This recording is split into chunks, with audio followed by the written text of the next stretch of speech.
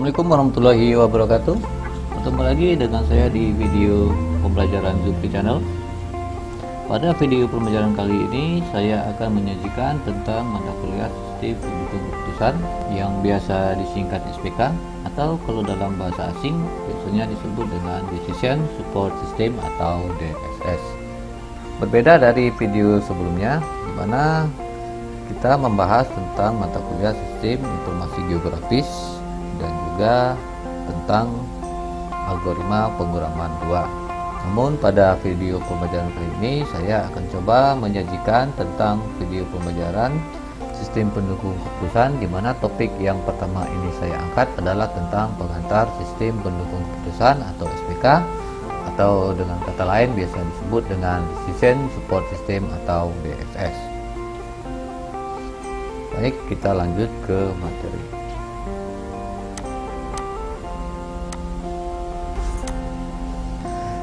Sistem pendukung keputusan atau SPK atau Decision Support System atau bisa disingkat dengan DSS pertama kali diungkapkan pada awal tahun 1970-an oleh Michael S. Scott Morton dengan istilah manajemen decision system, di mana sistem keputusan merupakan sebuah sistem atau aplikasi yang digunakan untuk membantu memperoleh keputusan dengan didukung oleh hasil analisa dari berbagai data yang bertujuan untuk memecahkan suatu masalah. Nanti dalam prosesnya kita tentunya akan menggunakan data-data yang nantinya akan dianalisa menggunakan suatu aplikasi, di mana nanti tujuannya adalah untuk memecahkan suatu masalah.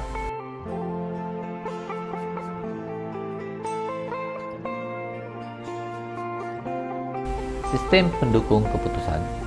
Definisi awalnya adalah suatu sistem yang ditujukan untuk mendukung manajemen dalam pengambilan keputusan, di mana sistem ini berbasis model yang terdiri dari prosedur-prosedur dalam pemrosesan data dan pertimbangannya untuk membantu manajer dalam mengambil keputusan. Nah, agar berhasil mencapai tujuannya, maka sistem tersebut haruslah yang pertama sederhana, yang kedua bisa robust, kemudian mudah untuk dikontrol, keempat mudah beradaptasi, yang kelima lengkap pada hal-hal penting, dan yang keenam adalah mudah berkomunikasi dengannya. Jadi siapapun nanti yang membuat sistem pendukung keputusan harus memenuhi 6 kriteria ini ya. Bisa itu sederhana, maksudnya sederhana di sini simple ya, begitu ya, kemudian mudah dikontrol, jadi kapanpun bisa kita kontrol. Kemudian mudah beradaptasi, di sini maksudnya bisa dikembangkan ya, maksudnya di sini bisa dikembangkan menurut perkembangan teknologi, dan juga lengkap pada hal penting. Jadi unsur-unsur penunjangnya, kriteria dan alternatif dalam atribut pendukung keputusan juga harus lengkap ya. Dan yang terakhir tentunya kita harus mudah berkomunikasi dengannya, maksudnya sistem yang kita punya.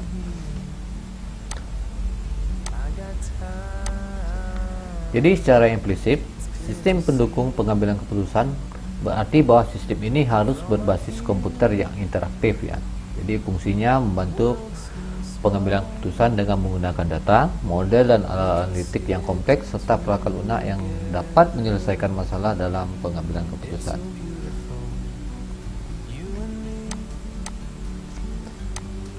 Nah, di sini ada definisi SPK ya menurut para ahli. Yang pertama itu adalah menurut Little pada tahun 1970.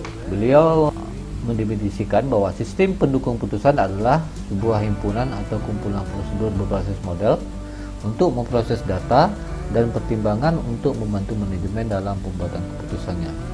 Sedangkan menurut Alter pada tahun 1990 mendefinisikan sistem pendukung keputusan dengan membandingkannya terhadap sebuah elemen elektronik data processing dalam 5 hal ya. Yang pertama ada penggunaan, dalam penggunaannya itu harus aktif.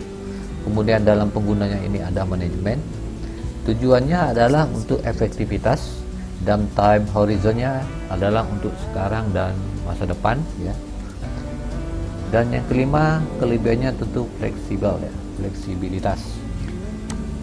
Kemudian menurut Ken tahun 1980 ya, sistem pendukung keputusan adalah sistem berbasis komputer yang dibangun lewat sebuah proses adaptif dari pembelajaran pola-pola penggunaan dan evolusi sistem. Sementara menurut Bozek tahun 1980, sistem pendukung keputusan sebagai sebuah sistem berbasis komputer yang terdiri di atas komponen-komponen antara lain komponen sistem bahasa atau language, komponen sistem pengetahuan atau knowledge, dan komponen sistem pemrosesan masalah ya, bisa program processing yang saling berinteraksi satu dengan yang lainnya. Kemudian ada lagi menurut Hick tahun 1993, di mana sistem pendukung keputusan sebagai sekumpulan tools komputer yang terintegrasi yang mengizinkan seorang decision maker ya, atau pengambil keputusan untuk berinteraksi langsung dengan komputer untuk menciptakan informasi yang berguna dalam membuat keputusan semi struktur dan keputusan tak terstruktur yang tidak terantisipasi. Dan keputusan tak terstruktur dan terstruktur ini nanti juga akan kita bahas pada mata kuliah kita ini ya. Kemudian kalau menurut Turban dan Arson pada tahun 1998, mereka mendefinisikan bahwa sistem penunjang keputusan sebagai sistem yang digunakan untuk mendukung dan membantu pihak manajemen melakukan pengambilan keputusan pada kondisi semi terstruktur dan tidak terstruktur. Pada dasarnya konsep DSS ini hanyalah sebatas pada kegiatan membantu pada manajer melakukan penilaian serta menggantikan posisi dan peran manajer. Kemudian menurut Raymond McLeod Jr. pada tahun 1998, sistem pendukung keputusan merupakan sebuah sistem yang menyediakan kemampuan untuk menyelesaikan masalah dan komunikasi untuk permasalahan yang bersifat semi struktur. Kemudian menurut Alter pada tahun 2002, sistem pendukung keputusan adalah sistem informasi interaktif yang menyediakan informasi permodalan, pemanipulasian data, mana sistem ini digunakan untuk membantu pengambilan keputusan dalam situasi yang semi terstruktur dan situasi yang tidak terstruktur, di mana tidak seorang pun tahu secara pasti bagaimana keputusannya harus dibuat. Jadi secara umum ya, kita dapat merangkum ya definisi SPK ini menurut para ahli. Tadi ada menurut Alter, kemudian menurut Little, kemudian menurut Key, menurut Bosnek, menurut Hick, menurut Turban dan Arson, kemudian ada menurut Raymond McLeod Jr. dan terakhir ini ada menurut Alter. Di mana sistem ini kalau kita ambil kesimpulannya adalah suatu sistem yang memang berbasis komputer yang digunakan untuk para manajer ya mengambil suatu keputusan, baik itu keputusan terstruktur, semi struktur ataupun keputusan tidak terstruktur. Baik, kita lanjut ke perkembangan rumpun ilmu dalam sistem pendukung keputusan. Jadi perkembangan rumpun ilmu ini dimulai pada tahun 1950-an, di mana dalam teori pengambilan keputusan organisasi dikembangkan di Charney Institute of Technology. Kemudian pada tahun 1960-an implementasi DSS dalam bentuk sistem komputer interaktif dilakukan di Massachusetts Institute of Technology ya. Kemudian di tahun 1970-an konsep DSS ini menjadi area riset, namun hanya sebatas tentang Computer Based Information System atau CBIS, yaitu sebuah informasi dalam komputer yang mencakup proses transaksi dan menghasilkan sebuah laporan. Jadi sebuah informasi yang menghasilkan sebuah laporan dari sebuah proses transaksi, di mana nantinya laporan ini ya akan ditujukan ke orang lain, misalnya bisa kepada atasan, pimpinan ataupun top manajemen. Kemudian pada tahun 1980-an SPK ini berkembang lagi menjadi Executive Information System atau disingkat AIS ya, Group Decision Support System atau bisa disingkat GDSS, dan Organization Decision Support System atau ODSS maksudnya untuk single user berbasis model. Kemudian pada tahun 90-an ya SPK ini berkembang lagi menjadi Online Analytical Processing atau OLAP dan Intelligent Support System, mana OLAP ini berhubungan dengan informasi eksekutif manajemen. Kemudian untuk intelijen ya, untuk intelligent support system ini berhubungan dengan bisnis intelijen, artificial intelligence dan sebagainya. Kemudian tahun 2000-an berkembang lagi menjadi knowledge management yang berbasis DSS. Jadi pada masa ini tidak hanya menggunakan database konvensional ya pada tahun 2000-an ini ataupun menggunakan data transaksional, namun pada perkembangannya menggunakan data yang lebih besar yaitu data warehouse, bahkan sebuah big data.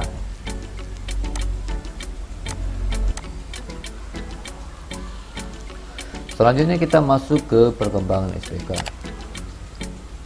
Yang pertama itu DSS yang berbasis tabel atau spreadsheet, dimana pada awalnya para manajer sudah terbiasa membaca data dengan cara tersebut ya. DSS ini bisa berbentuk, kalau kita biasanya bisa berbentuk tabel Excel ya. Kemudian yang kedua, tabel ini menjadi media manager dalam mengganti atau merubah variabel yang ada, dimana nanti hasilnya akan ditampilkan dalam format grafik. Kemudian aplikasi DSS yang bekerja dalam infrastruktur jaringan, bisa itu LAN, WAN, internet, intranet, sehingga dapat saling tukar data dan informasi untuk keperluan pengambilan keputusan.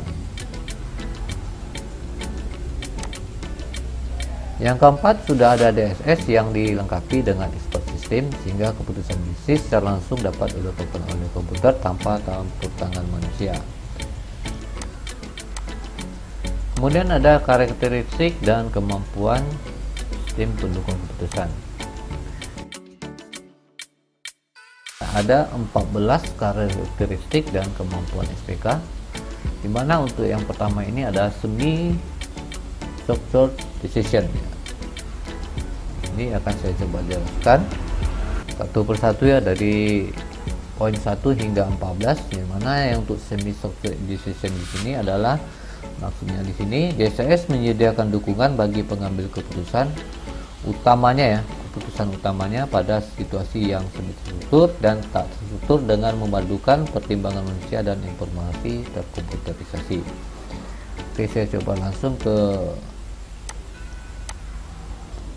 ini ya, ke penjelasannya ya. Ini yang pertama tadi. Jadi maksudnya di sini adalah berbagai masalah tak dapat diselesaikan atau dapat diselesaikan secara memuaskan oleh sistem terkomputerasi lain, misalnya seperti EDP atau MES ya, manajemen informasi sistem. Kemudian yang kedua tadi ada for manager at different level ya. Maksudnya di sini adalah dukungan yang disediakan untuk berbagai level manajerial yang berbeda. Jadi masing-masing manajer itu punya dukungan berbeda-beda, mulai dari pimpinan puncak ya, maksudnya sampai ke manajer yang di lapangan. Kemudian yang ketiga ada for group and individual, di mana dukungan yang disediakan bagi individu dan juga bagi grup atau perusahaan ataupun juga organisasi ya. Jadi berbagai masalah organisasional yang melibatkan pengambilan keputusan dalam orang banyak atau dalam grup, dimana tujuannya lah untuk masalah-masalah yang strukturnya lebih sedikit dan seringkali hanya membutuhkan keterlibatan beberapa individu dari berbagai departemen dan level organisasi yang berbeda. Kemudian yang keempat ada independent or sequential decision. Jadi DSS juga menyediakan dukungan keputusan yang berurutan atau saling keterkaitan. Kemudian yang kelima ada support intelligent design choice ya. Jadi DSS juga mendukung fase proses pengambilan keputusan mulai dari fase intelligence, fase desain, fase choice hingga fase implementasi. Nah, untuk fase-fase ini akan kita bahas nanti di pertemuan berikutnya ya, tentang materi pengambilan keputusan. Kemudian yang keenam itu ada support variety of decision style and process, di mana DSS mendukung proses pengambilan keputusan dan style yang berbeda-beda. Jadi ada kesesuaian antara DSS dan atribut pengambilan keputusan ya. Contoh, setiap orang itu mempunyai gaya yang berbeda ya. Jadi stylenya berbeda dalam mengambil keputusan. Mungkin bisa memakai pola A, yang satu lagi memakai pola B. Jadi tergantung ya. Tergantung si pengambil keputusan memakai yang stylenya yang di mana atau passionnya di mana gitu. Kemudian yang ketujuh ada adaptability and flexibility ya. Jadi di sini maksudnya adalah bisa beradaptasi sepanjang masa.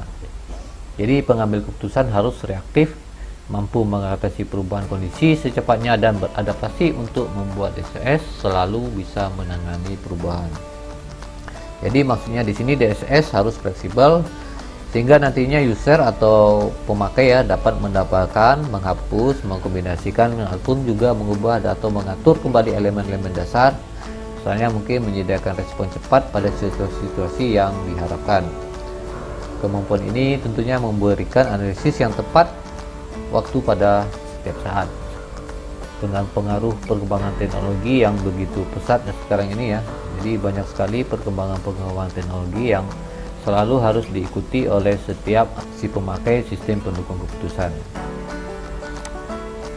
Kemudian yang ke-8 ada end of use ya. Jadi DSS ini mudah untuk digunakan, user friendly, fleksibel, dukungannya grafis terbaik dan antarmuka bahasa yang sesuai dengan bahasa manusia dapat meningkatkan efektivitas DSS. Jadi kemudahan penggunaan ini diimplementasikan nantinya dalam mode yang interaktif ya. Kemudian yang ke-9 efektivitas non efisiensi, di mana efektivitas ini dari pengambilan keputusan bisa berupa akurasi, jangka waktu dan kualitas. Jadi lebih daripada efisiensi yang diperoleh. Efisiensi di sini bisa dikatakan biaya membuat keputusan termasuk biaya penggunaan komputer. Karakteristik dan kemampuan SPK yang ke-10 adalah Humans Control the Machine. Jadi maksudnya di sini adalah pengambilan keputusan memiliki kontrol menyeluruh terhadap semua langkah proses pengambilan keputusan dalam menyelesaikan masalah. Kemudian yang ke-11 ada Evolutionary Usage ya. Jadi mengarah pada kebutuhan baru dan menyempurnakan sistem yang mengarah pada pembelajaran tambahan dan proses pengembangan dan peningkatan DSS secara berkelanjutan.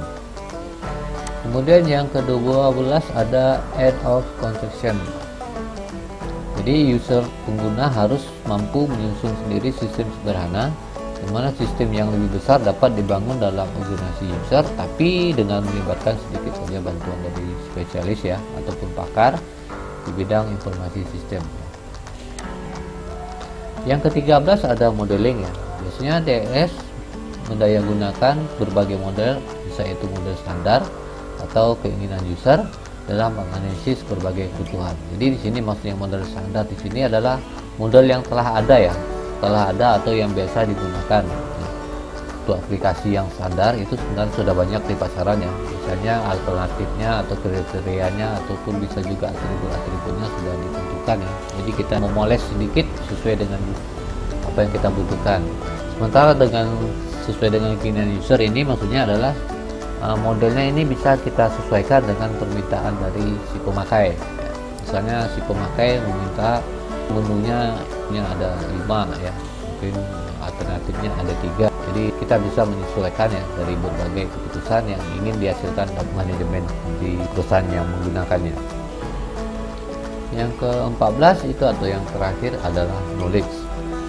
Jadi knowledge di sini maksudnya adalah DSS dalam tingkat lanjut dilengkapi dengan komponen knowledge atau ilmu pengetahuan ya, yang bisa memberikan solusi yang efisien dan efektif dari berbagai masalah yang rumit. Jadi nanti hasil dari suatu sistem kita itu akan menghasilkan suatu keputusan baru atau pengetahuan yang baru.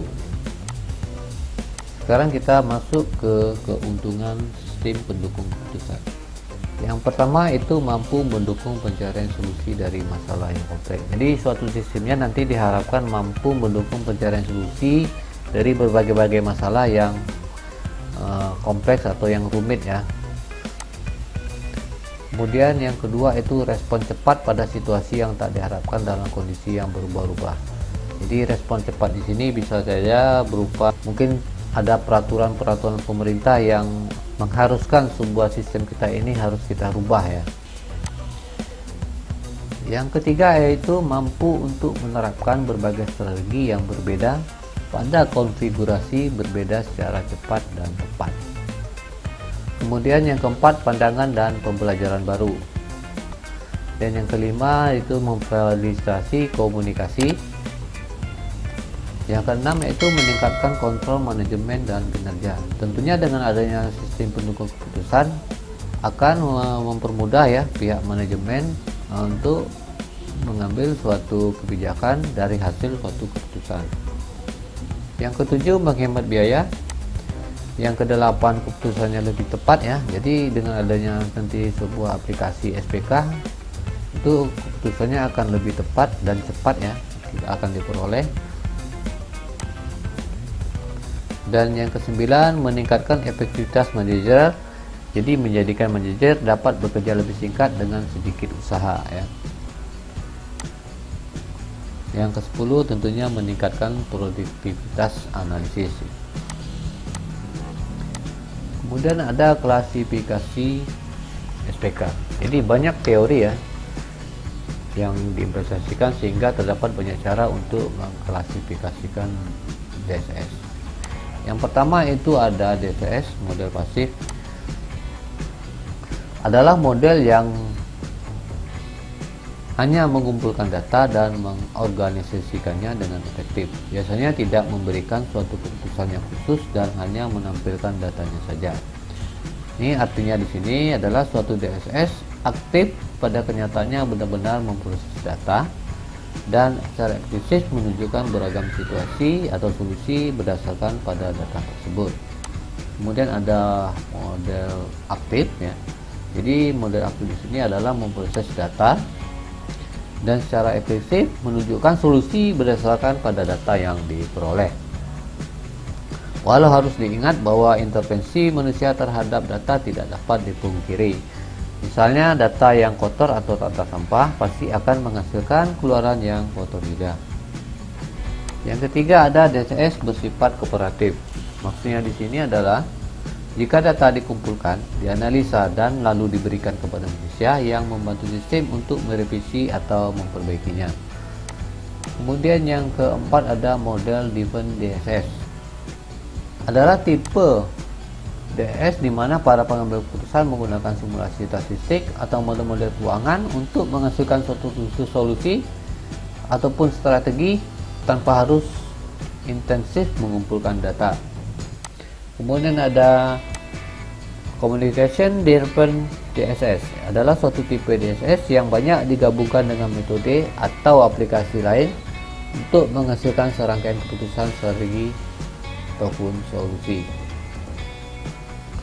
Kemudian yang keenam ada data driven DSS, yaitu biasanya data driven DSS ini menekankan pada pengumpulan data yang kemudian dimanipulasi agar sesuai dengan kebutuhan pengambil keputusan, di mana keputusan tersebut dapat berupa data internal atau eksternal dan memiliki beberapa format ya. Jadi datanya ini bisa berupa data internal ataupun data eksternal yang memiliki bermacam format.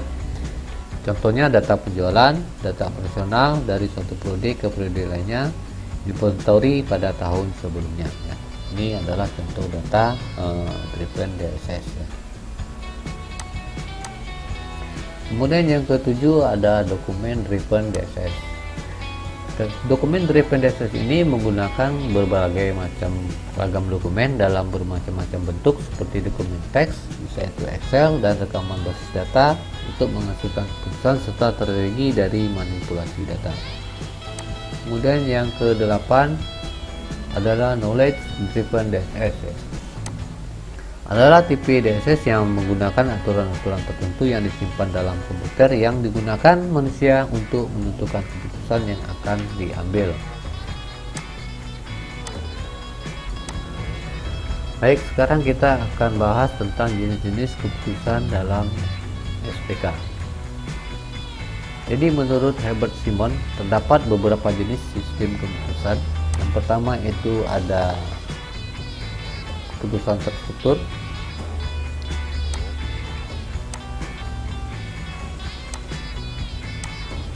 Oke, keputusan terstruktur adalah keputusan yang dilakukan secara berulang ataupun bersifat rutin. Jadi informasinya yang dibutuhkan itu biasanya spesifik, terjadwal, sempit, interaktif, real time, internal, dan detail. Kemudian untuk prosedurnya bisa tertulis ataupun juga kebiasaan.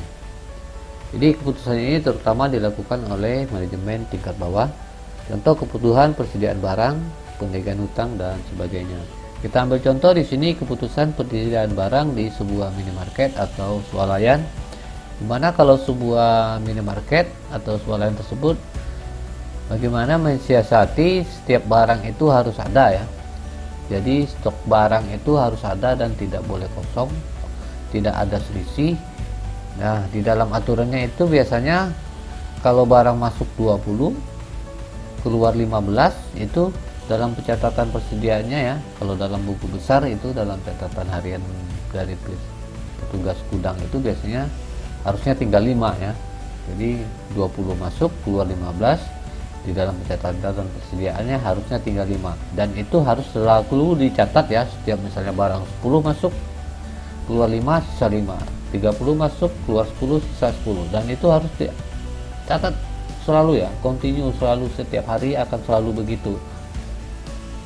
Nah, apakah pada kasus ini bagian gudang akan selalu menghadapi masalah-masalah barang masuk dan keluar setiap hari.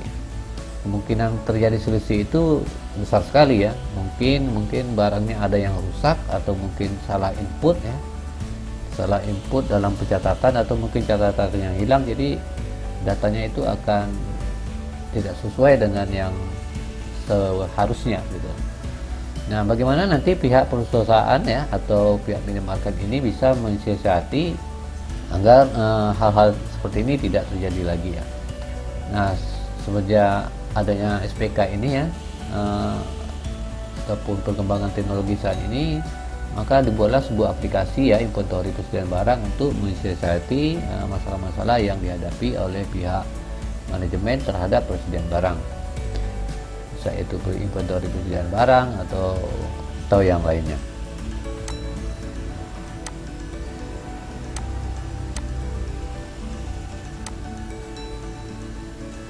Kemudian yang kedua ada keputusan semi terstruktur. Keputusan semi terstruktur adalah keputusan yang mempunyai sifat, yakni sebagian keputusan dapat ditangani oleh komputer dan yang lain tetap harus dilakukan oleh pengambil keputusan. Informasi yang dibutuhkan dalam keputusan semi terstruktur ini adalah fokus, spesifik, interaktif, internal, real time, dan terjadwal. Contoh pemberian kredit, penjadwalan produksi, dan mengembangkan anggaran operasional. Kita ambil contoh misalnya dalam pemberian kredit ya, dimana kalau pemberian kredit di sini outputnya biasanya adalah persetujuan ya, persetujuan dari si pemberi kredit. Katakanlah kita ingin kredit rumah, biasanya si pemberi kredit atau pihak bank itu selalu meminta biodata kita, bisa itu data gaji ya. Kemudian juga bisa minta status kita ya, status kita apakah sudah berkeluarga atau belum. Bisa juga mungkin status yang lain, misalnya sudah punya rumah atau belum, atau tinggal di rumah kontrakan, atau mungkin tinggal di rumah sendiri tapi di rumah orang tua ya. Dan si pemberi kredit tuh biasanya menggunakan juga, itu salah satu pertimbangan yang paling lazim digunakan, yaitu BI checking ya, sebagai salah satu persetujuan kredit. Jadi dari beberapa parameter yang tadi ya, apakah itu data gaji, apakah itu status kita punya rumah atau belum ya. Jadi dari beberapa parameter tadi itu, sistem aplikasi akan mengecek tuh apakah kita, maksudnya kita nih yang mengajukan kredit layak untuk dapat kredit tersebut atau tidak. Kemudian yang ketiga ada keputusan tak terstruktur. Ya, di keputusan tak terstruktur di sini adalah keputusan yang penanganannya rumit karena menangani masalah yang khusus yang tidak terjadi berulang atau tidak selalu terjadi. Jadi keputusan ini menuntut pengalaman atau intuisi dari si pengambil keputusan. Intuisi di sini maksudnya adalah naluri atau feeling dari si pengambil keputusan. Sementara informasi yang dibutuhkan untuk keputusan tak terstruktur di sini biasanya informasi yang umum, luas, internal, dan eksternal. Jadi keputusan ini umumnya terjadi di manajemen tingkat atas atau top manajemen. Contohnya pengembangan jenis usaha baru, keputusan merger dengan perusahaan lain, atau perekrutan eksekutif. Misalnya dalam pengembangan jenis usaha baru ya, kita ambil contoh Katakanlah ada sebuah pengembang akan membuat sebuah gerai makanan. Nah, pada kasus ini ada beberapa aspek yang diperlukan si pengembang, ya, mulai dari bahan bakunya, kemudian dari proses produksinya, pelayanannya, jadi bisa juga ke target pasarnya, ya. Nah, intuisi pengembang harus paham siapakah target pasar mereka, ya. Apakah anak-anak, remaja, atau dewasa, ataupun mungkin semua kalangan, ya. Jadi kita tentukan juga ini pasarnya siapa yang akan kita targetkan.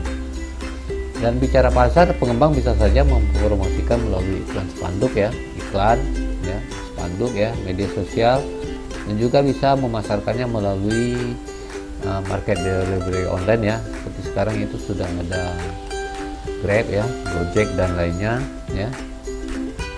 Nah, untuk iklan dan spanduk mungkin kita bisa pasang di tempat-tempat yang strategis, ya. Mungkin kalau kita buat usaha baru itu biasanya ada promo. Jadi untuk promo itu berbagai cara mungkin bisa dilakukan, dan strategi apa yang mungkin nanti akan mereka terapkan. Oke, selanjutnya kita masuk ke manfaat sistem pendukung keputusan. Yang pertama, SPK memperluas kemampuan pengambil keputusan dalam memproses data atau informasi bagi si pemakainya. Yang kedua, SPK membantu pengambil keputusan untuk menyelesaikan masalah, terutama berbagai masalah yang sangat kompleks dan tidak terstruktur. Yang ketiga, SPK dapat menghasilkan solusi dengan lebih cepat serta hasilnya dapat diandalkan. Jadi nanti output dari SPK ini adalah alternatif terbaik yang akan digunakan oleh si pengambil keputusan. Kemudian ada tujuan SPK. Yang pertama, membantu manajer dalam mengambil keputusan. Jadi walaupun kita menggunakan suatu sistem atau aplikasi dalam mengambil keputusan SPK ini, ya, tapi keputusan tetap berada pada si pengambil keputusan, yaitu level pimpinan, ya, ataupun top manajemen. Yang kedua, tentunya memberikan dukungan atas pertimbangan manajer. Jadi output yang dihasilkan dari sebuah aplikasi tadi akan menjadikan suatu pertimbangan bagi manajer untuk mengambil keputusan. Yang ketiga, meningkatkan efektivitas keputusan yang diambil manajer. Jadi nanti suatu saat mungkin manajer perlu datanya lebih cepat, ya. Jadi tinggal mengoperasikan sistem yang telah ada dan melihat hasilnya tanpa harus menggunakan kalkulasi atau menghitung secara matematis yang membutuhkan waktu lebih lama, jadi tidak efektif. Kemudian yang keempat, kecepatan komputasi komputer membuktikan para pengambil keputusan dapat melakukan banyak komputasi secara cepat dengan biaya rendah, ya. Yang kelima, peningkatan produktivitas, maksudnya adalah membangun satu kelompok pengambil keputusan. Yang keenam adalah dukungan kualitasnya. Jadi komputer bisa meningkatkan kualitas keputusan yang diambil. Contoh, semakin banyak data yang diakses, maka semakin banyak juga alternatif yang akan bisa kita evaluasi. Yang ketujuh, berdaya saing terhadap manajemen dan pemberdayaan sumber daya perusahaan. Jadi tekanan persaingan tentunya nanti akan menyebabkan tugas pengambilan keputusan akan menjadi sulit. Jadi dengan adanya SPK ini diharapkan manajemen dapat diberdayakan, ya, dan mempunyai nilai saing yang tinggi. Dan yang kedelapan adalah mengatasi keterbatasan kognitif dalam proses dan penyimpanan.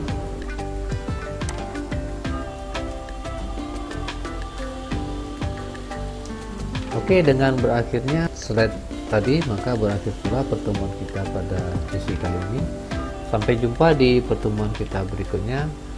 Akhir kata, saya ucapkan terima kasih atas atensinya. Assalamualaikum warahmatullahi wabarakatuh.